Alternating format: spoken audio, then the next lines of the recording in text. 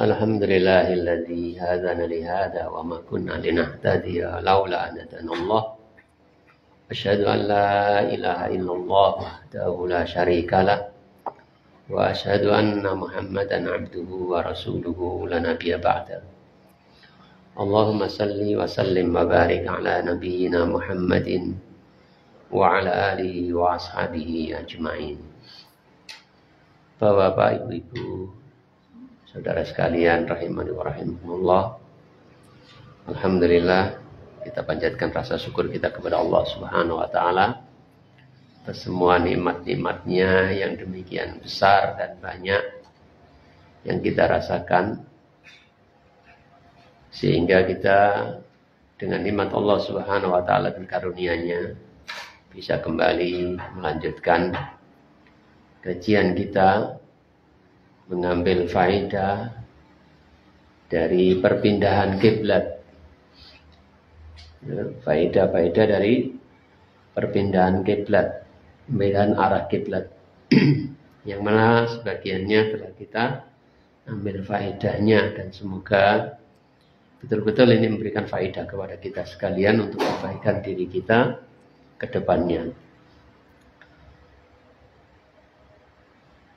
Bapak dan saudara sekalian dimuliakan oleh Allah Subhanahu wa taala, faedah yang selanjutnya, yang keempat atau kelima ini, di dalam perpindahan arah kiblat dari Baitul Maqdis ke Ka'bah di Mekah, ini menjadi sebuah kesempatan bagi musuh-musuh Islam untuk menggorengnya, menyebarkannya, menyebarkan syubhat ini, menyebarkan syubhat di sekitar kaum muslimin dan Islam ini, agar kaum muslimin murtad, kembali kepada agama sebelumnya, yang sebelumnya masuk Islam, kembali kepada agama sebelumnya, kembali kafir. Sebagaimana dikatakan oleh Ibnu Jarir, ia berkata, balaghani anna unasan mimman aslama raja'u faqalu marratan hahuna wa marratan hahuna. Kata Ibnu Jarir, telah sampai kepadaku orang-orang dari orang-orang yang telah masuk Islam, mereka kembali ke agama semula. Dan mereka mengatakan marrotan hauna, marrotan hauna. Sekali waktu ke sini, sekali waktu ke sana. Bingung wong. Atau digoreng dengan syubhat-syubhat untuk melemahkan iman mereka. Misalnya, kamu tahu kan, kalau seandainya ini agama yang benar, gak mungkin akan berubah-berubah gitu. Kalau memang agama yang benar dari sononya, gak mungkin akan berubah-berubah. Ya mungkin seperti itu. Intinya adalah dibumbui perkataan-perkataan yang masuk akal, perkataan-perkataan yang bisa melemahkan iman mereka sehingga kembali murtad. Ini adalah sebuah fitnah yang disebarkan, berupa syubhat-syubhat yang disebarkan bukan hanya dahulu, namun sekarang juga. Jadi dihidupkan apa saja yang bisa dijadikan bahan untuk menyebarkan syubhat. Baik masalah perpindahan Ka'bah atau sekarang-sekarang. Yang intinya adalah orang-orang kafir itu mereka tidak akan rela. Tidak akan rela kepada kita sekalian. Sampai kita mengikuti agama mereka. Allah Subhanahu wa taala dalam Al-Qur'an berfirman, "Walan tardu ankal yahudu walan nasara hatta tattabi'a millatahum." Dan sekali-kali tidak akan ridho, tidak akan rela orang-orang Yahudi dan Nasrani kepada kalian, sampai kalian mengikuti milah-milah mereka, sampai kalian mengikuti agama-agama mereka, mengikuti ajaran-ajaran mereka, mengikuti kebiasaan-kebiasaan tradisi mereka dan lain sebagainya. Di dalam ayat yang lain Allah mengatakan yuriduna ayyudfi'u nurallahi biafwahim. Mereka ingin memadamkan cahaya agama Allah dengan mulut-mulut mereka, dengan lisan-lisan mereka. Wa ya'ballahu illa ayyutimma nurahu walau karihal kafirun. Tetapi Allah Subhanahu wa taala, Allah tidak menghendaki kecuali Allah menyempurnakan cahaya agamanya. Sekalipun orang-orang kafir itu membencinya atau tidak menyukainya.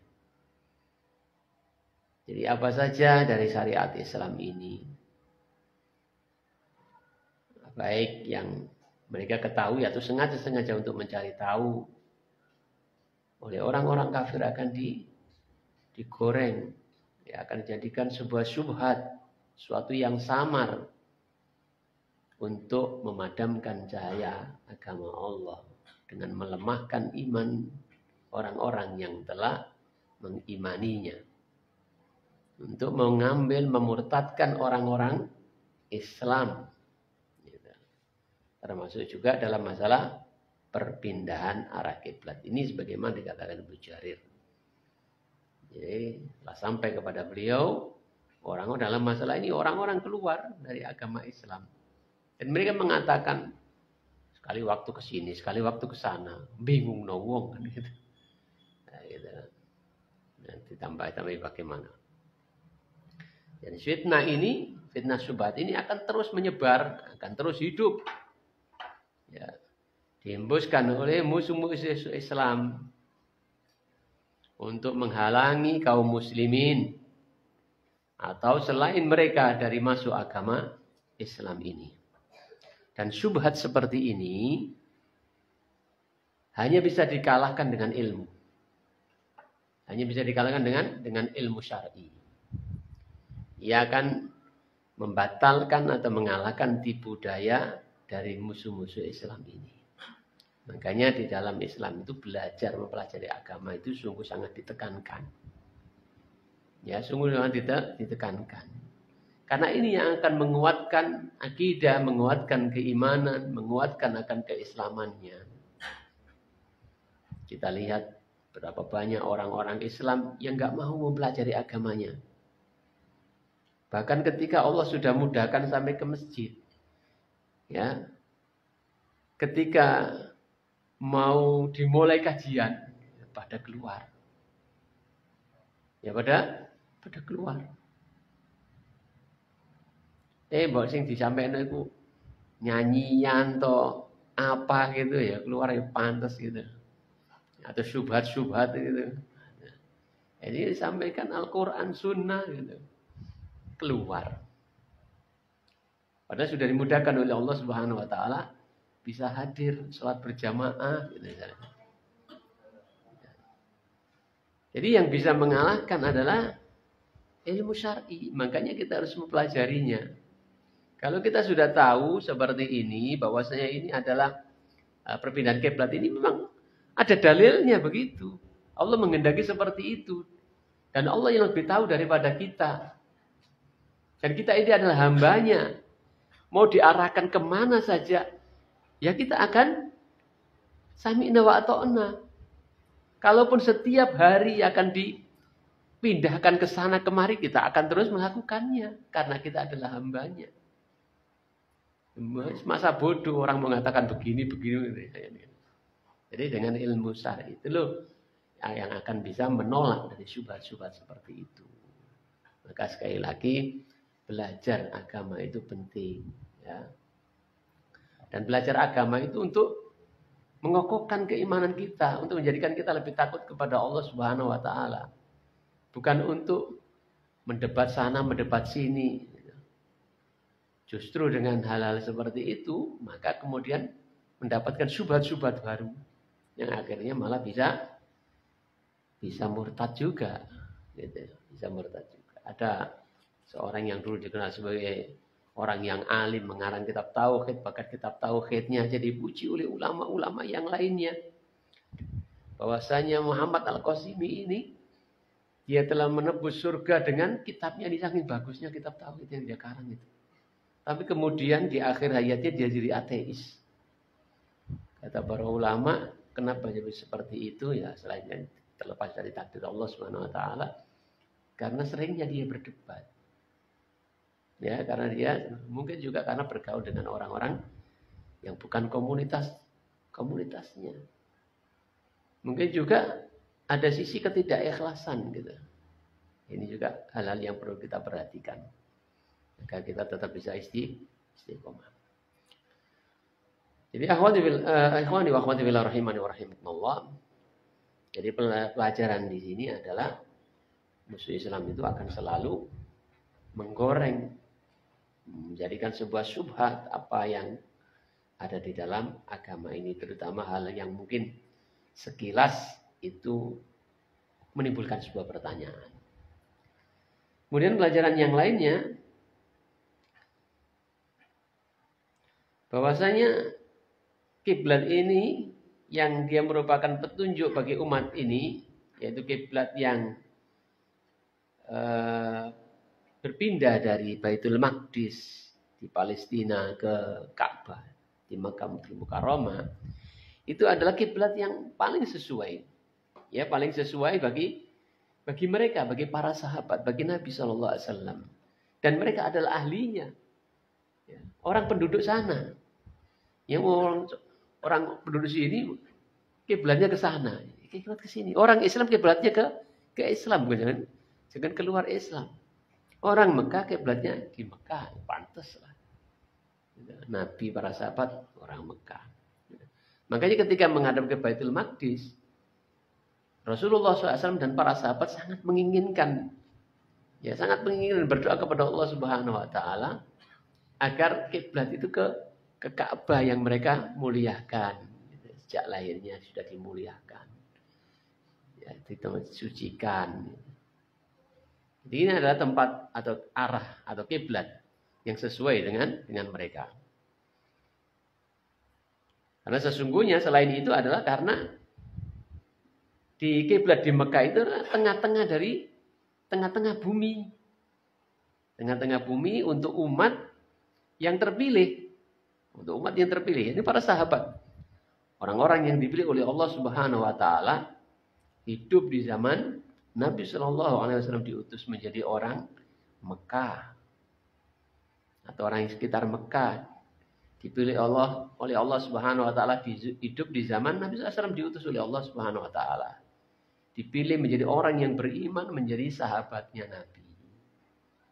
Ya, menjadi sahabat Nabi yang merasakan susah senangnya awal mula dakwah ini bersama Nabi Shallallahu Alaihi Wasallam. Ya, suka dukanya mereka rasakan. Cocok bagi mereka. Kiblatnya ya orang sini. Kemudian ini adalah Mekah itu adalah punjernya bumi. Gitu. Secara geografis ini adalah tengah-tengah bumi untuk orang-orang yang mulia yang dipilih oleh Allah Subhanahu wa taala. Nabi sallallahu alaihi wasallam dipilih menjadi nabi dan rasul yang paling utama. Sahabat Nabi adalah orang-orang yang dipilih oleh Allah Subhanahu wa taala menjadi sahabatnya Nabi, menjadi muridnya Nabi. Menjadi panutan bagi generasi-generasi sesudahnya. Karena mereka adalah sebaik-baik generasi yang pernah dimunculkan di dalam pentas sejarah umat Islam ini.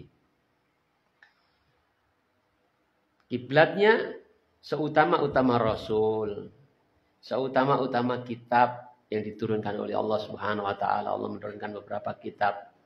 Dan paling utama adalah Al-Qur'an yang menutup kitab-kitab sebelumnya, yang menyempurnakan ya kitab-kitab sebelumnya. Syariatnya juga demikian.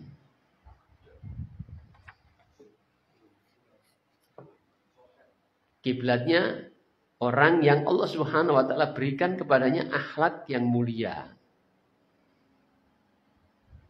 Dan tempat tinggal yang paling baik di muka bumi. Dan menjadikannya penghuni surga.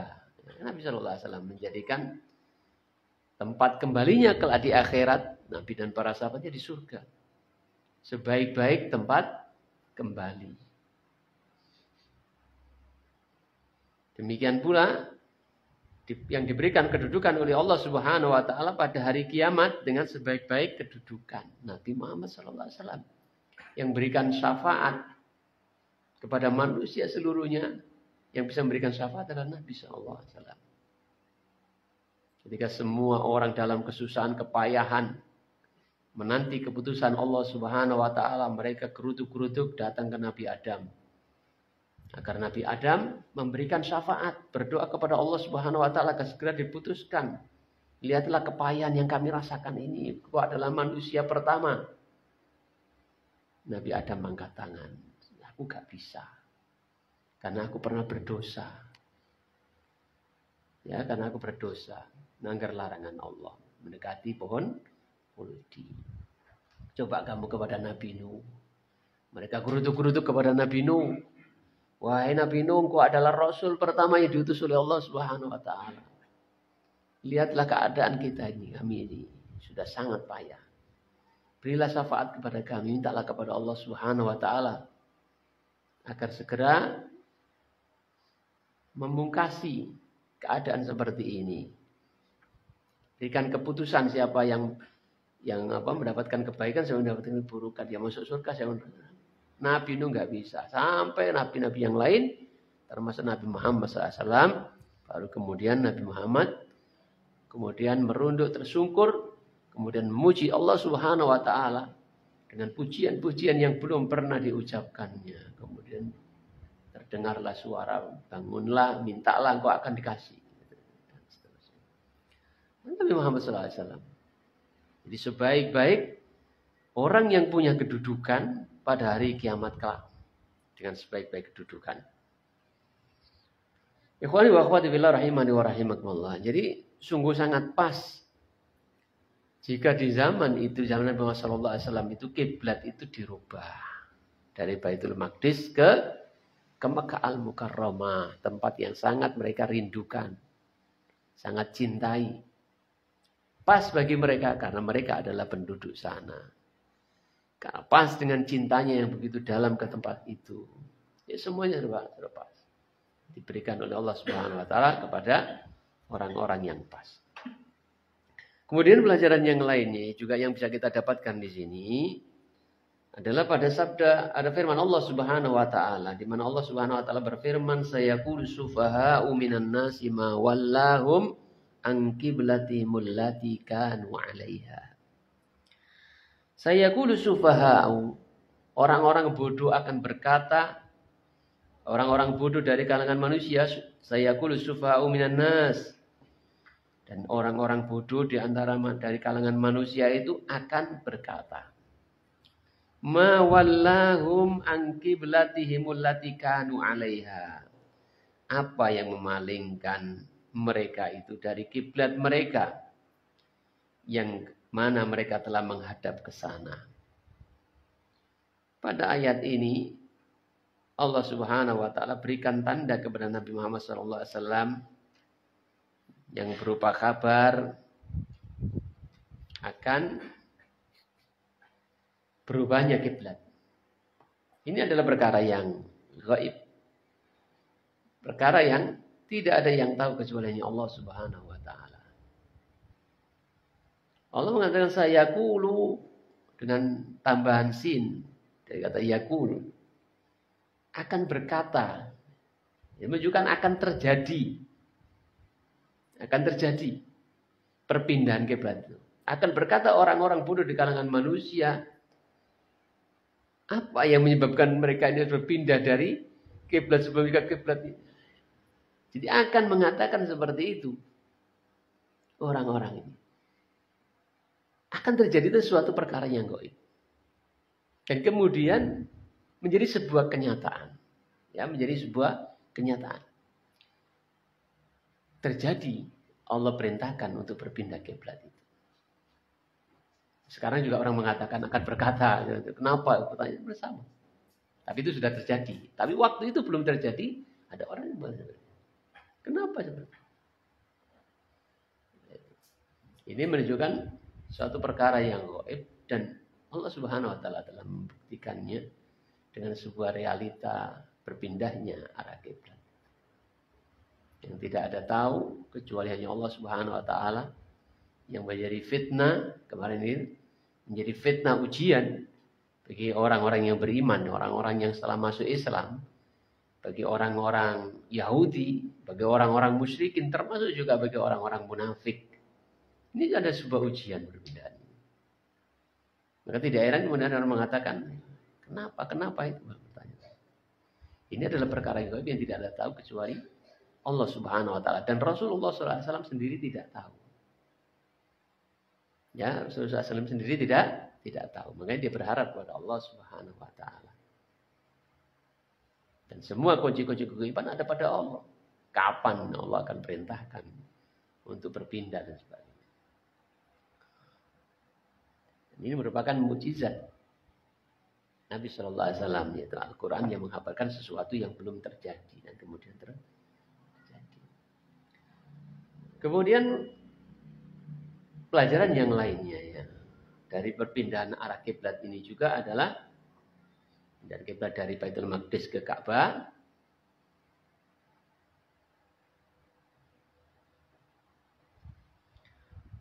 Kemudian menghadapnya kaum muslimin di mana saja mereka berada ketika sholat menghadap ke Ka'bah. Dan menjadi keinginan yang ada dalam hati mereka untuk datang ke sana. Melaksanakan haji ataupun umroh. Setiap orang Islam pasti punya cita-cita di dalam hatinya. Bisa sholat di Ka'bah. Itu kesempatan umroh ataupun haji. Ingin datang ke sana. Ini menunjukkan akan keistimewaan tempat ini. Menunjukkan akan terpilihnya tempat ini. Tempat yang selalu ada di hati semua kaum muslimin. Ini tempat yang mulia. Ini menunjukkan akan hal itu. Akan keistimewaan dari tempat ini.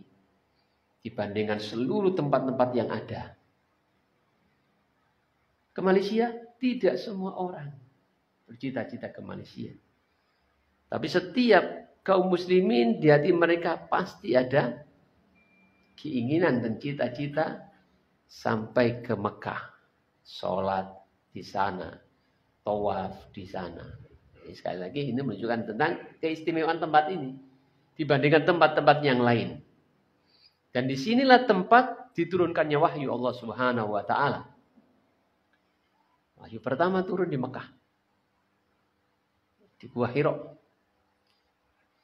Ini adalah titik tolak dari syariat agama ini. Dari risalah yang agama terakhir yang dibawa oleh Nabi Muhammad SAW.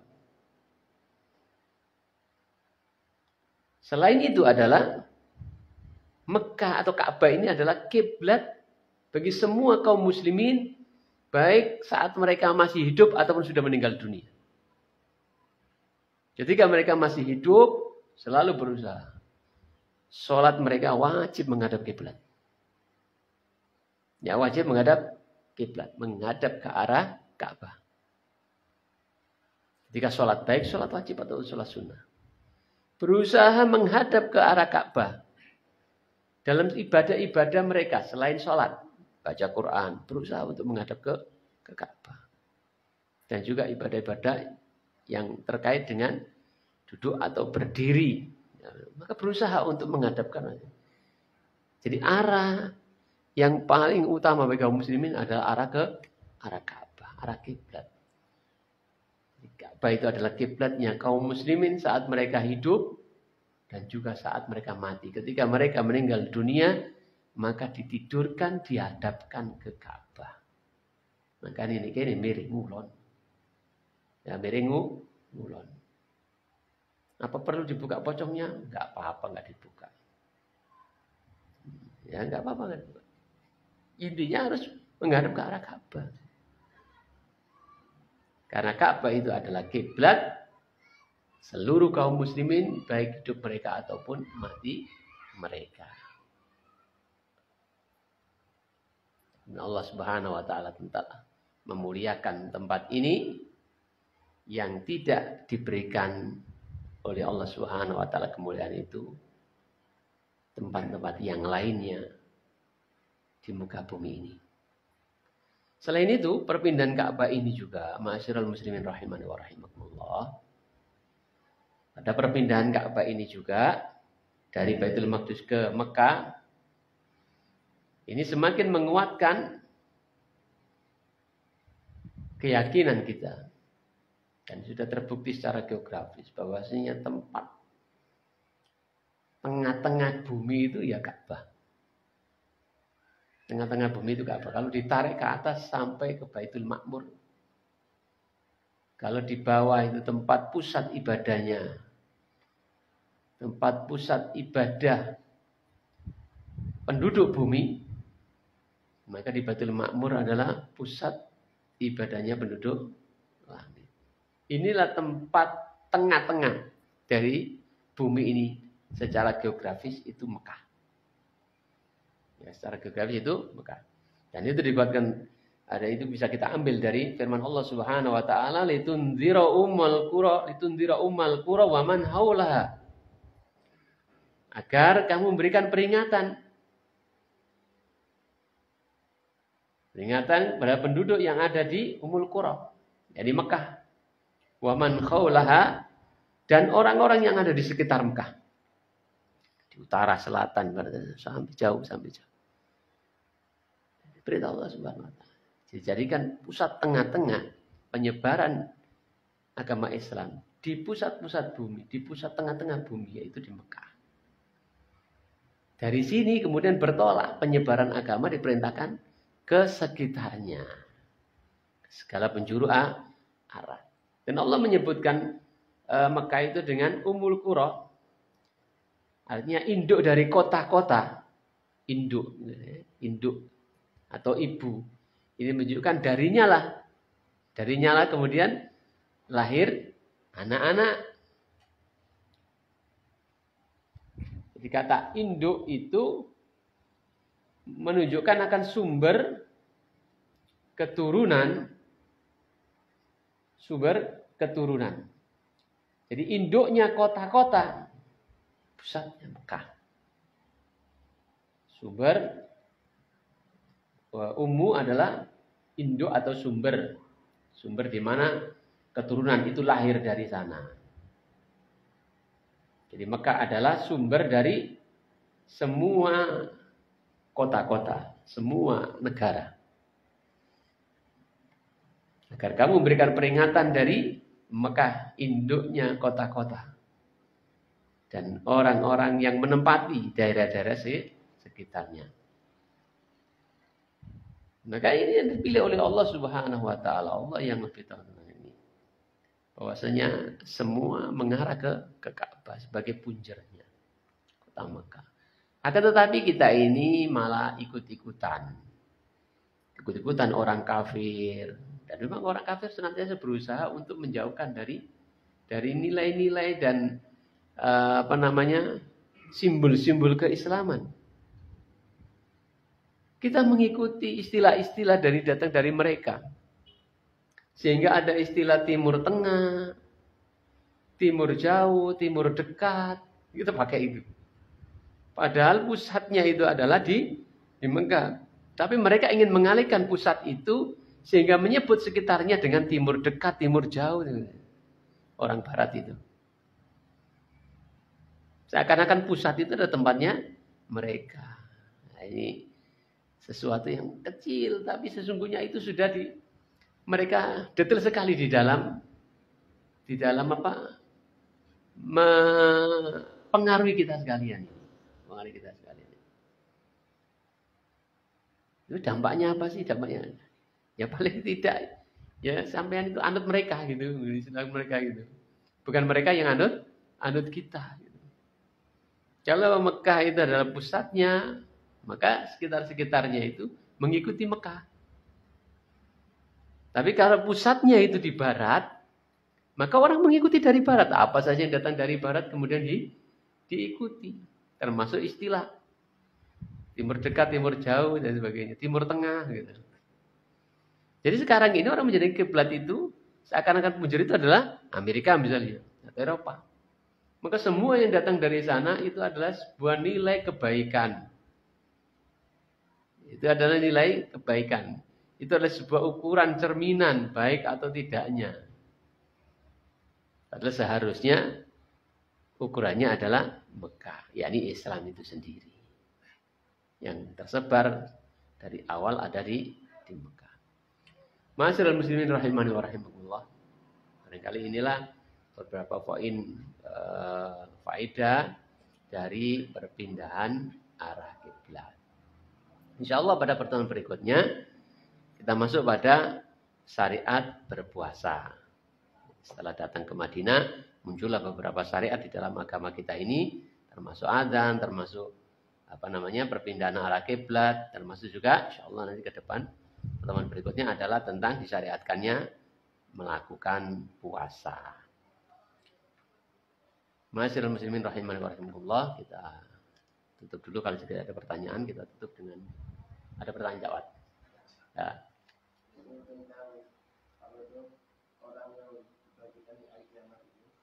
Apakah ada kehidupan lagi? Sudah kiamat kan? Ada kehidupan lagi?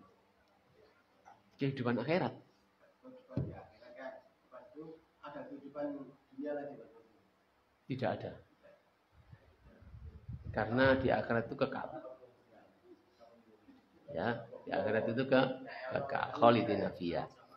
Sing apik ya kekal nang surga, sing elek ya kekal di neraka. Adapun dunia ini hanya sebagai tempat menanam yang tidak kekal, yang fana. Ya, kefanaannya ya bisa jadi sesuai dengan umur kita. Kita hanya mampir ngombe dari wong Jawa, mampir ngombe.